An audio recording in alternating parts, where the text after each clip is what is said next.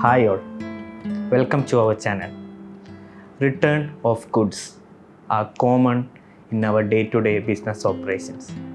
The VAT implications of return of goods will depend on the VAT treatment of the original supply. Let us go through one by one. First, return of goods sold. If the original sales were subject to VAT and goods are returned for a refund, then a tax credit note need to be issued against the supply. Second, return of goods is replaced with other goods. If the initial sales are replaced with other goods, then a tax credit note must be issued for the return.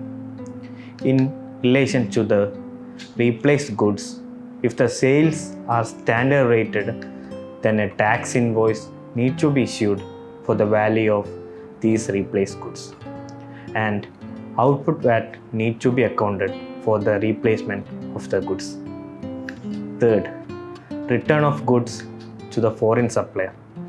Where goods that have been imported into Bahrain from foreign supplier are exported as return goods, then this should be disclosed as export of goods and it will qualify for zero rated if the relevant conditions of the export are met.